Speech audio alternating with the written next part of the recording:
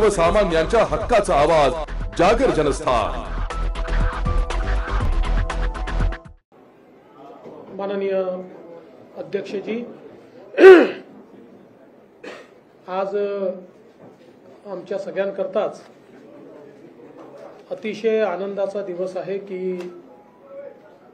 महाराष्ट्रातलं एक अतिशय ज्येष्ठ नेतृत्व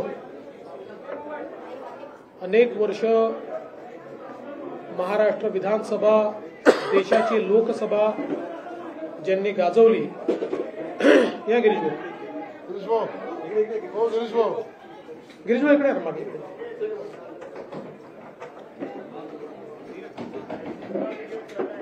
अनेक वर्ष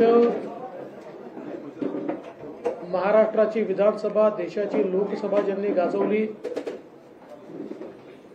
विविध मंत्रिपद ज्यांनी भूषविली आणि 2 वेळा महाराष्ट्र राज्याचे मुख्यमंत्री म्हणून ज्यांची कारकीर्द आपल्याला पाहायला मिळाली, असे ज्येष्ठ नेते माननीय अशोकरावजी चव्हाण साहेब हे आज भारतीय जनता पक्षात प्रवेश करत आहेत। मी सर्वप्रथम भारतीय जनता पक्षाचे महाराष्ट्राचे अध्यक्ष माननीय चंद्रशेखर बावनकुळेजी यांना विनंती करेन की त्यांनी अशोकरावांचा प्राथमिक सदस्याचा जो फॉर्म आहे त्याच्यावर सही करून त्यांना पक्षात रितसर प्रवेश द्यावा।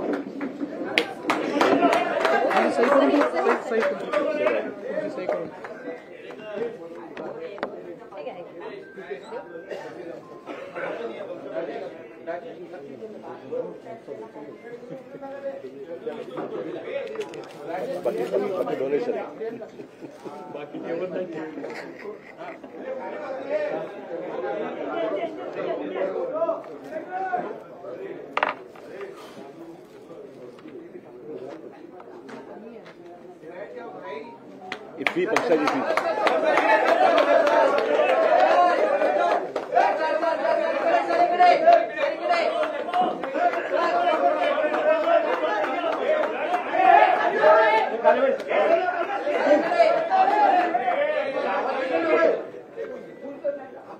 तुम्ही मध्ये आणा अशोकराव। नाही हे प्रवेश करा भारतीय जनता पक्षाचा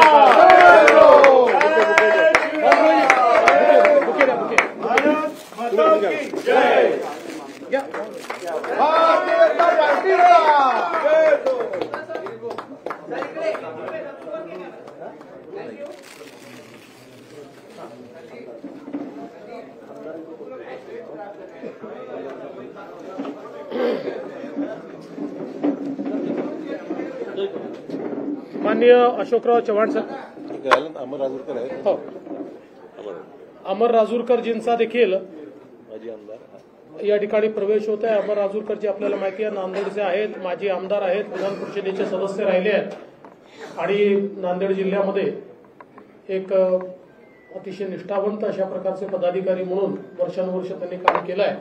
त्यांचा देखील या ठिकाणी प्रवेश होतोय।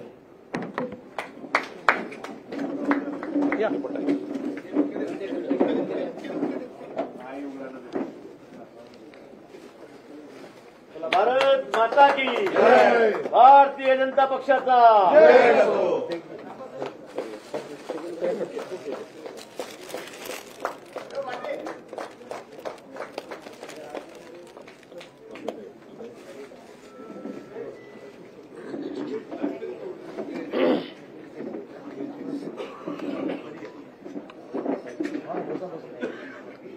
सर्वप्रथम मी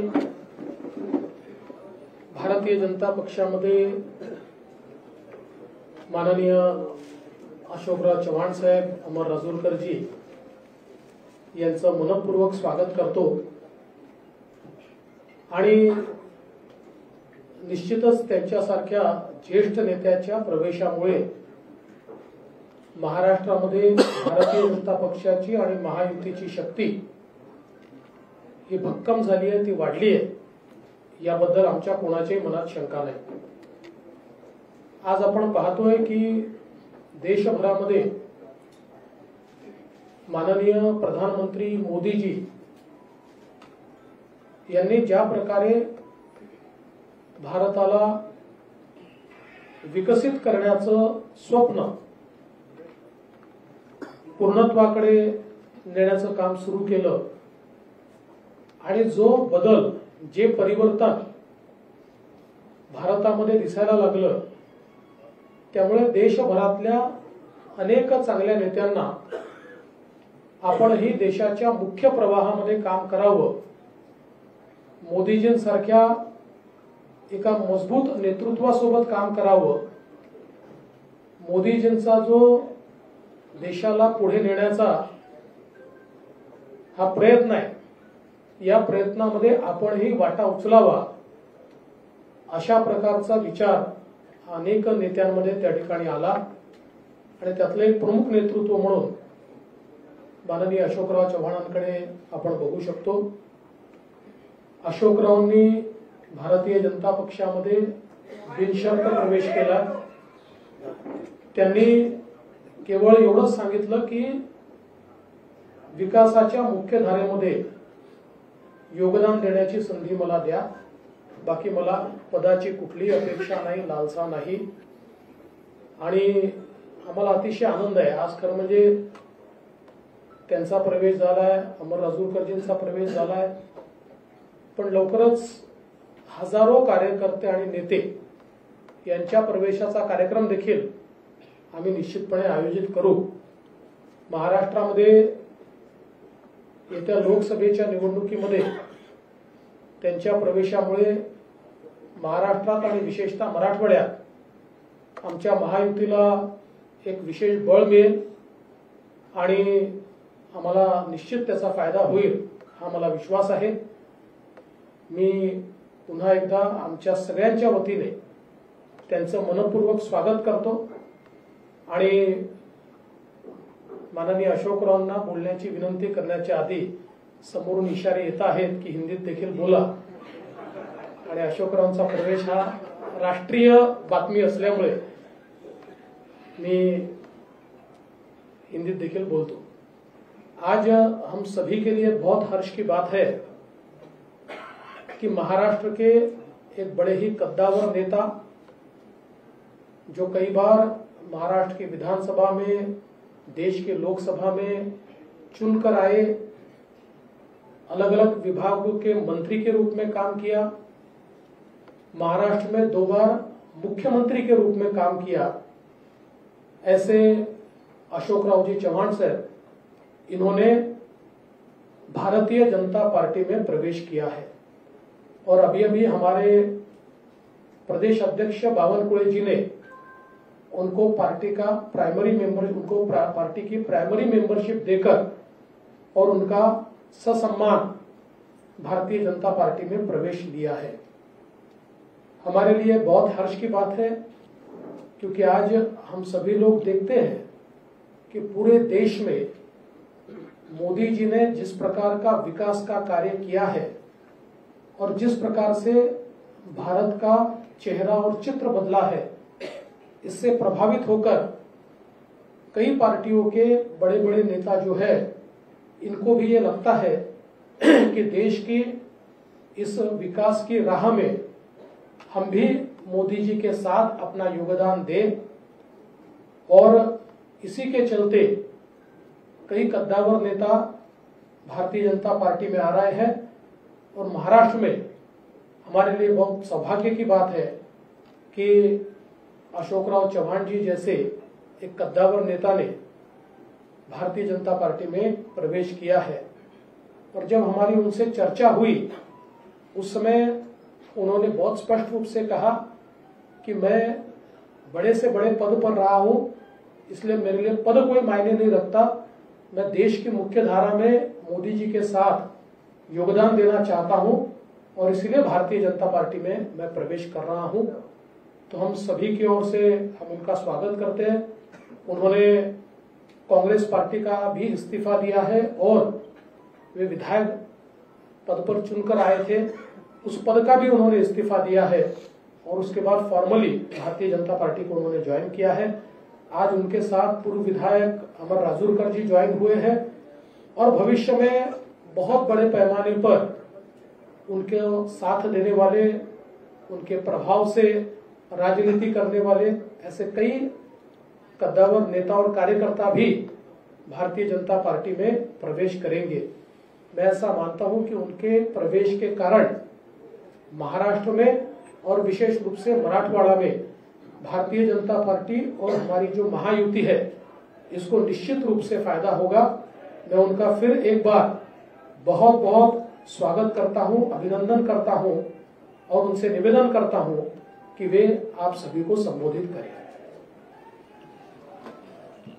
राज्य के उप मुख्यमंत्री सन्माननीय देवेंद्र फडणवीस जी, मराठीत केलं तर चालेल। महाराष्ट्राच्या भाजपाचे अध्यक्ष श्रीमान बावनकुळेजी, मुंबई काँग्रेसचे अध्यक्ष भाजपचे मुंबई भाजपचे सवयीचा परिणाम आहे। 50 वर्षाची सवय आहे। 50 वर्षाची सवय असल्यामुळे मुंबई भाजपाचे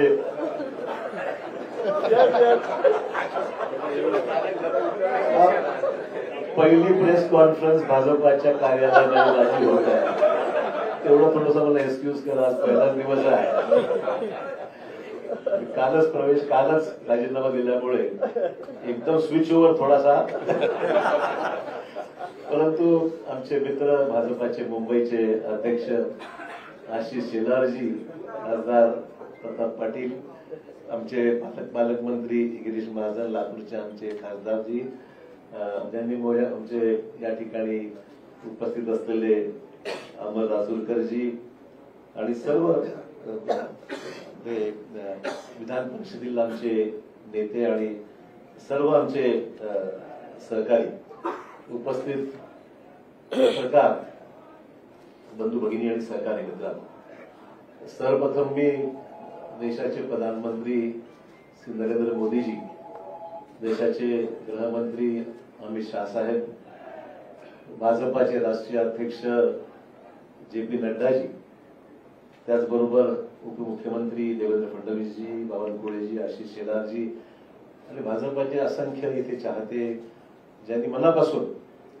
मला माझ्यावर प्रेम केलं। म्हणजे आम्ही विरोधी पक्षात असताना सुद्धा, सत्तेमध्ये असताना सुद्धा महाराष्ट्राची एक वेगळी परंपरा राहिलेली आहे की एकमेकांविषयी असलेले आमचे संबंध राजकारणाच्या पलीकडे जाऊन सुद्धा आम्ही सर्वांनी एक दुसऱ्याला साथ दिलेली आहे। विकासात्मक कामासंदर्भामध्ये ही महाराष्ट्राची परंपरा राहिलेली आहे आणि त्यामुळे मला आज माझ्या आयुष्याची एक नवीन सुरुवात मी करत आहे असं मी निश्चित म्हणेन। इतके वर्ष मी गेल्या 38 वर्षाचा माझा हा राजकीय प्रवास हा मी आज बदल करत आहे आणि त्यातून आज भारतीय जनता पक्षाच्या या पक्षामध्ये प्रवेश करत आहे। प्रधानमंत्री नरेंद्र मोदी यांच्या नेतृत्वाखाली त्यांची ती स्फूर्ती घेऊन, त्यांची प्रेरणा घेऊन या देशामध्ये राज्यामध्ये चांगलं काम करता आलं पाहिजे, सकारात्मक भूमिका घेऊन पुढील वाटचाल आपल्याला करता आली पाहिजे आणि राज्याच्या देशाच्या प्रगतीमध्ये आपला हात आपण निश्चित योगदान दिलं पाहिजे। या प्रामाणिक भूमिकेतून मी आज या ठिकाणी आज पक्षामध्ये प्रवेश करत आहे। मला निश्चित सांगितलं पाहिजे की आजवर मी राजकीय क्षेत्रामध्ये, सामाजिक क्षेत्रामध्ये काम करत असताना एक सकारात्मक दृष्टिकोन, डेव्हलपमेंटल ऍटिट्यूड घेऊनच मी नेहमी पुढे राहिलेलो आहे। देवेंद्रजी विरोधी पक्ष नेते होते, मी मुख्यमंत्री होतो, तोही कालावधी त्यांनी अनुभवलेला, मी अनुभवलेला आहे आणि डेव्हलपमेंटल कामामध्ये नेहमी पॉझिटिव्ह भूमिका घेऊन आम्ही दुसऱ्याला साथ मी दिलेली आहे। आणि मलाही सुद्धा मला सांगितलं पाहिजे की विरोधी पक्षात असल्यामुळे सुद्धा कधी असं जाणवलं नाही, ठीक आहे काही सरकारची तक्रारी होत्या, मान्य करेल, सरसकट सर्वांनाच काही समाधान असं म्हणणार नाही, परंतु न्याय जिल्ह्याला, मतदारसंघाला देण्यासंदर्भामध्ये देवेंद्रजींनी निश्चित आमच्यासाठी पॉझिटिव्ह भूमिका नेहमी घेतलेली आहे। असो, त्यामुळे जिथे मी राहिलेलो आहे त्या ठिकाणी मी भाजपवर प्रामाणिकपणे काम केलेलं आहे आणि मी आपल्याला ग्वाही देऊ इच्छितो की भाजपामध्ये आज प्रवेश घेत असताना तीच भूमिका घेऊन प्रामाणिकपणे भाजपामध्ये काम करेन। पक्षालाही कसं ताकद मिळेल, आगामी निवडणुकीमध्ये यश जास्तीत जास्त जागेवर महाराष्ट्रामध्ये, देशात मिळेलच, महाराष्ट्रामध्ये सुद्धा कशा पद्धतीने अधिकच्या जागा या भारतीय जनता पक्षाला मिळू शकतील या बाबतीमध्ये निश्चित माझ्याकडून जो माझा अनुभव आहे, जो प्रयत्न आहे, तो निश्चित माझ्याकडून होणार आहे. हे राजकारण हे एक सेवेचं माध्यम आहे आणि मला वाटतंय की मला कोणावरही व्यक्तिगत टीका टिप्पणी मी कालही स्पष्ट केलेलं आहे. मला ठीक आहे, पक्ष सोडल्यानंतर अनेक सहकारी त्याच्यामध्ये काही विरोधी बोलतात, कोणी काही टिप्पणी करते, काही लोकांनी समर्थन केलंय, विविध ज्याला आपण म्हणू की मतभिन्नता असू शकते. व्यक्तिगत स्वरूपाचे कुठले दोषारोप मी कोणावर केलेले नाही, करणार नाही. मी आजपासूनच इथे पॉझिटिव्ह कामाला लागलेलो आहे. मला बावनकुळेजींनी आताच पावती दिलेली आहे पक्ष प्रवेशाची आणि त्यांना मी पैसे देऊन सुद्धा म्हणजे उधार ठेवलेलं नाही. जी काही फीज आहे ती त्यांना मी पक्ष प्रवेशाची त्या ठिकाणी दिलेली आहे.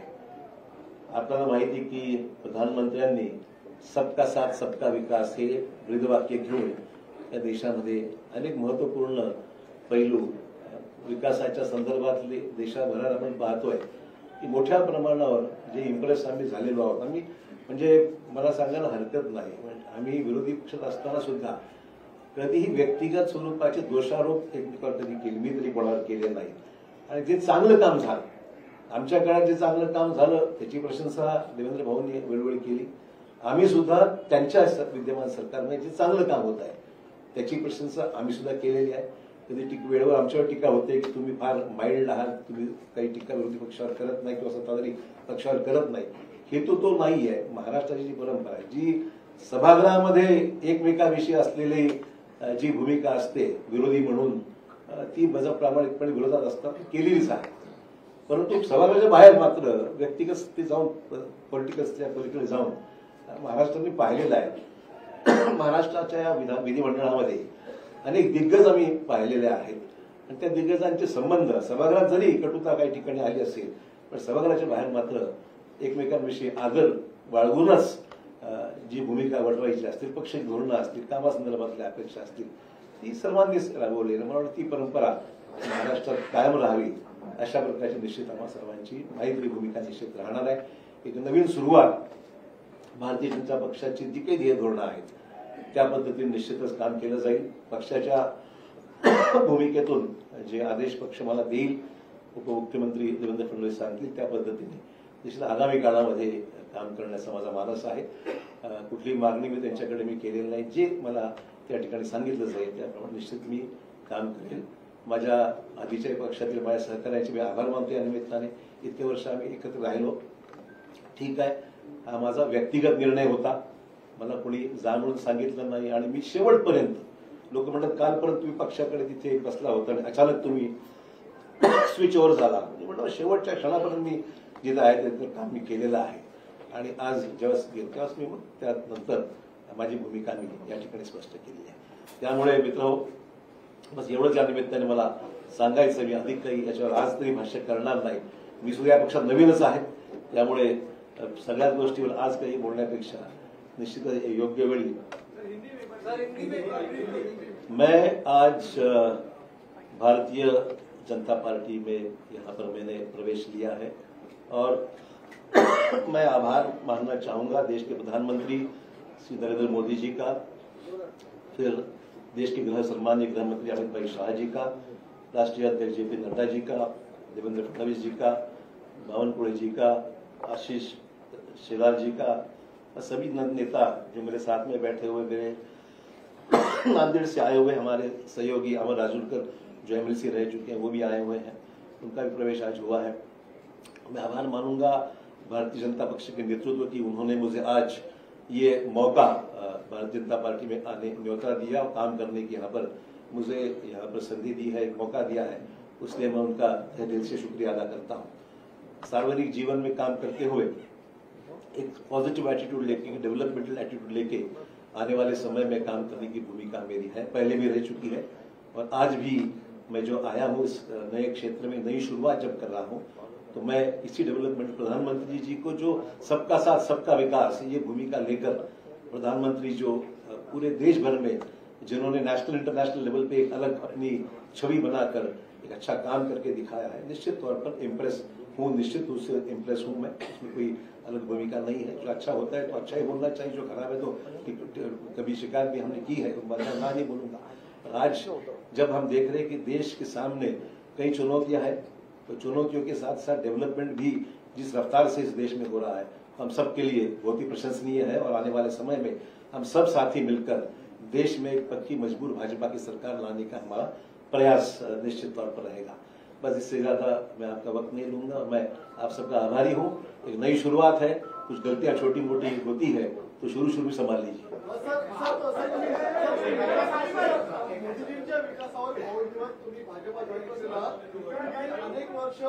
अनेक वर्ष काँग्रेसमध्ये काम केलेले आहेत, अनेक आमदार ते देखील मोदींच्या विकासावर या ठिकाणी इम्प्रेस झाले असतील, तुमचे सहकारी असतील, ते सुद्धा भाजपा जॉईन करणार आहेत का? मला मुद्दाम सांगितलं पाहिजे, मी कोणालाही, हा माझा व्यक्तिगत डिसिजन होता, मी कोणालाही आमंत्रित किंवा निमंत्रित केलं नाही। बाकीचा विषय देवेंद्रजी आणि ते पाहतील काय करायचं, मी काही त्याच्यामध्ये कर सांगतो।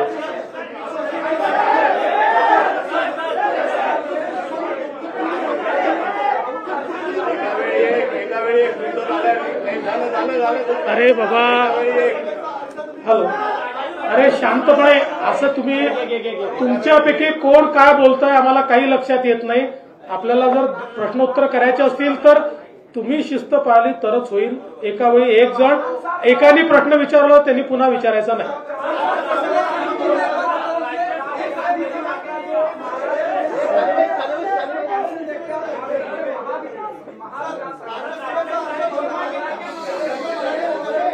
राज्यसभेचा अर्ज भरणार आहेत। असं आहे की राज्यसभेचे अर्ज कोण भरतील कोण भरणार नाही याचा निर्णय केंद्रीय भारतीय जनता पार्टी करते। केंद्रीय भारतीय जनता पार्टी राज्यसभेच्या आमच्या उमेदवारांची घोषणा करेल, ती केल्यावर तुम्हाला समजेल। आप उसको देखेंगे और खासकर महाविकास आघाड़ी लगातार कोशिश कर रही है बीजेपी को महाराष्ट्र के भीतर रोकने के लिए। जो मिशन 45 का बीजेपी ने टारगेट लिया, उसको कैसे देखते हैं? देखिए, चुनाव जब करीब आता है तो स्वाभाविक है कि हम उनसे कोई कोऑपरेशन भी तो नहीं कर सकते हैं। ये राजनीतिक जंग है, जंग में उतरने के बाद सब जायज है, वो कोशिश करेंगे, हम भी कोशिश करेंगे। तो मुझे लगता है इसमें कोई नई बात है कि जंग शुरू है, हम भी लड़ेंगे, वो भी लड़ेंगे। आपने कहा कि आपका ये व्यक्तिगत निर्णय है, आपने आगे तक काम किया है। जी, ऐसे बहुत से लोग हैं जो चाहते हैं कि विकास के राह पर आगे जाए, मोदी जी के साथ बढ़ाए, मेन स्ट्रीम में आए। क्या ऐसे लोग को आप कहना चाहेंगे कि भाई? देखिए, पहला ही दिन है, मेरे पर गूगली इतनी मत डालिए आप। मैं इतना ही कहना चाहूंगा, ये काम जो है प्रदेश अध्यक्ष जी बावनकुड़े जी बहुत जोर से कर रहे हैं और देवेंद्र जी का भी उनको साथ है। उन्होंने कभी उनको जरूरत पड़ी तो मैं उनको कुछ गाइड कर सकता हूं। मैं इसका जवाब इतना ही देता हूं कि अशोक राव की मदद कहाँ लेनी है हमको पक्का पता है। हम उचित जगह उनकी मदद लेंगे, आप चिंता मत करिए।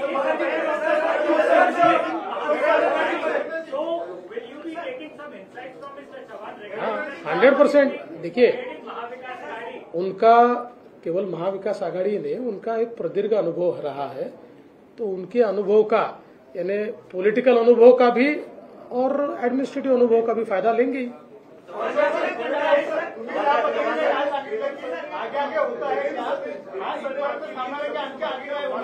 जी, राष्ट्रीय स्तर के नेता एक और राष्ट्रीय घटक चल रहा है दिल्ली के बॉर्डर पे इस वक्त किसान आंदोलन आया है, उसका आरोप ये लग रहा है कि किसानी का आरोप आपकी पूर्ववर्ती पार्टी कांग्रेस पर लग रहा है कि उन्होंने चाहा है इस बार फिर चुनाव को देखने के लिए। किस कॉन्टेक्स्ट में? देखिए, आरोप प्रत्यारोप तो राजनीति में होते रहते हैं। सवाल ये है कि किसानों की समस्या है देश में, उसको किस तरीके से हैंडल करना है। राष्ट्रीय स्तर पर प्रधानमंत्री सक्षम है, देश के कृषि मंत्री और अन्य मंत्रियों के साथ लेकर मैं समझता हूँ इसको हल करना चाहिए। आपको याद होगा जो किसानों के 3 कानून बना, अल्टीमेटली सरकार ने विड्रॉ किया, पब्लिक ओपिनियन जानकर उसको फैसला लिया गया। तो मैं नहीं समझता प्रेस्टीज की बात। हम चाहते हैं कि देश के सभी तमाम किसानों को न्याय मिलना चाहिए, किसानों की आत्महत्याओं को रोक लगाने का, कम करने का प्रयास होना चाहिए और मुझे उसमें जो हो रहा आंदोलन उसमें ध्यान निश्चित देंगे, ऐसी कोई बात नहीं है।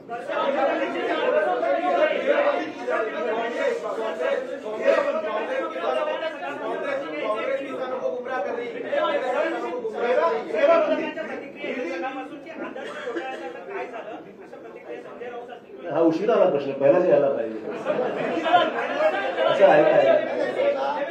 अरे भाई जवाब तो सुनो यार, आप एक आदमी प्रश्न पूछते हो और जवाब भी सुनते नहीं हो। असं आहे, हा प्रश्न हायकोर्टामध्ये आमच्या बाजूने निकाल लागलेला आहे, अपीलमध्ये काही एजन्सीज गेलेल्या आहेत, ठीक आहे, लिगल प्रोसेस जी आहे ती फॉलो होईल, पण हा एक राजनीतिक ऍक्सिडेंट म्हणावा लागेल, मला एवढंच म्हणायचं आहे.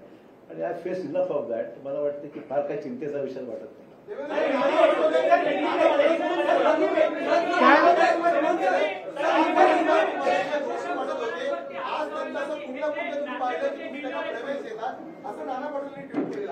नाना पटोलेने प्रवेश दिलाच होता की नाही आम्ही, राहिलेच ना आमच्याकडे ते. आता त्यांची सवय आहे, ते एका ठिकाणी टिकूच शकत नाही, कुठल्या एका पदावर टिकू शकत नाही. आता त्यांना अध्यक्ष बनवलं होतं ते सोडून गेले, त्यामुळे फार गांभीर्याने ते घेऊ नका, ते जे सांगतात.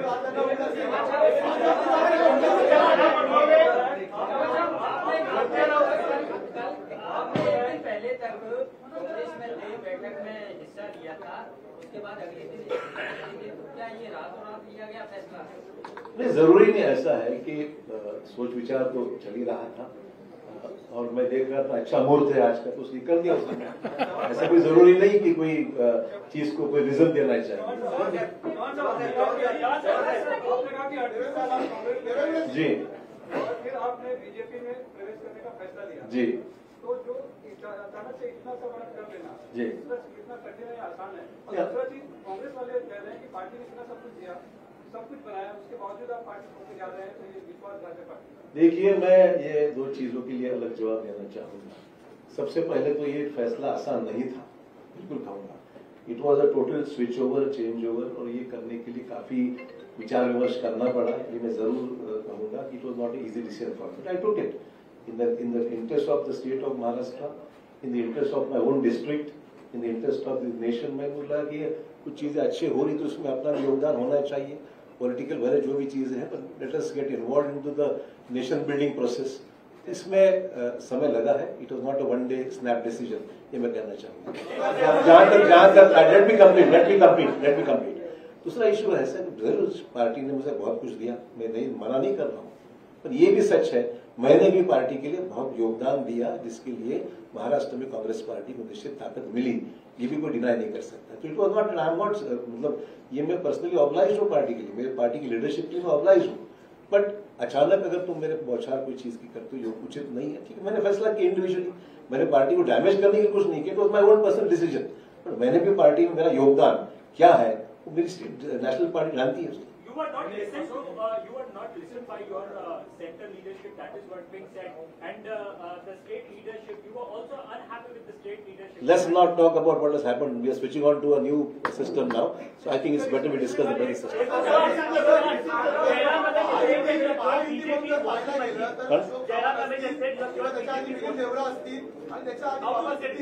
तीन मोठे नेते आहेत ज्याच्या दोन तीन पिढ्या काँग्रेसमध्ये होत्या, त्यांना आता महायुतीमध्ये प्रवेश केला आहे.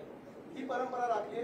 दुसरी परंपरा होती विरोधी पक्ष नेते महायुतीमध्ये येण्याची, ती पण कायम राहील या काळामध्ये. ते विरोधी पक्ष नेत्यांना तुम्हाला विचारावं लागेल.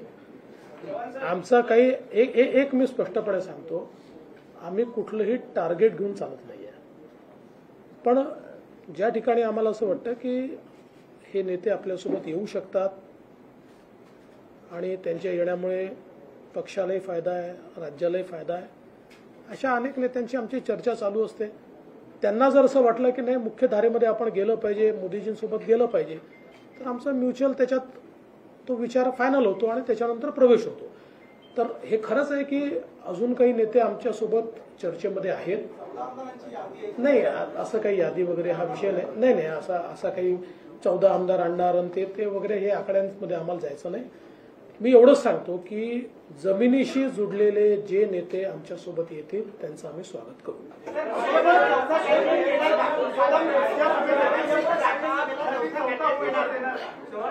त्या संदर्भात आमचे प्रदेश अध्यक्ष सगळ्यांशी चर्चा करून निर्णय करतील.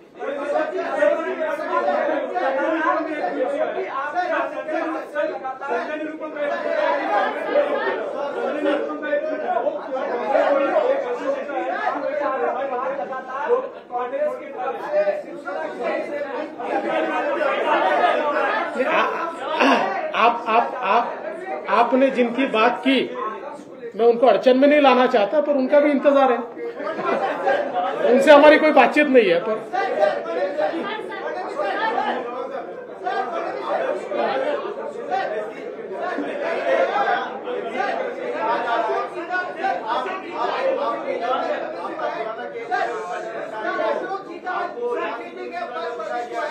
अशोक जी का क्या रोल होगा कि आपको महाराष्ट्र बीजेपी तय करेगी या केंद्र सरकार तय करेगी, क्योंकि अपने आप में बड़ा नाम आपने कहा कि बड़ा नाम। देखिए, अशोक चौहान जी 2 बार महाराष्ट्र के मुख्यमंत्री रह चुके हैं, इसलिए उनका रोल क्या होगा इस बारे में केंद्र सरकार के केंद्रीय बीजेपी के साथ चर्चा करके हम तय करेंगे। क्योंकि अशोक जी का भारतीय जनता पार्टी में आना ये राज्य के लिए तो एक बहुत मजबूती की बात है ही, पर उनका जो कद है वो एक नेशनल स्टेचर का कद है, इसलिए केंद्रीय बीजेपी से बात होकर ही इसका फैसला किया जाएगा।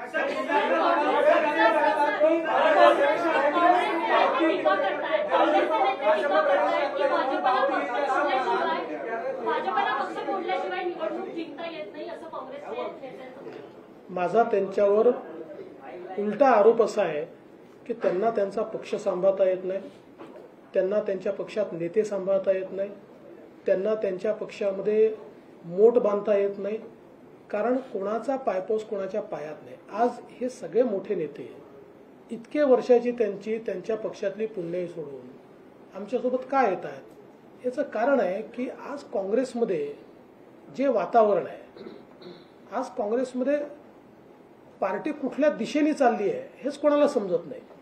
आणि भारतीय जनता पार्टीला विरोध करता करता देशाच्या विकासाला आपण कधी विरोध करायला लागलो हे त्यांना समजत नाहीये।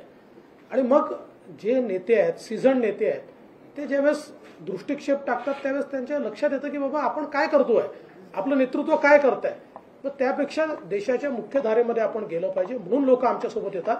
त्यामुळे त्यांनी पहिले आत्मचिंतन केलं पाहिजे की त्यांना घर का सांभाळता येत नाही, ज्यांनी काँग्रेस मोठी केली, ज्यांनी आपलं सर्वस्व काँग्रेसला दिलं, असे नेते का आपल्याला सांभाळता येत नाही, असं आत्मचिंतन त्यांनी केलं पाहिजे।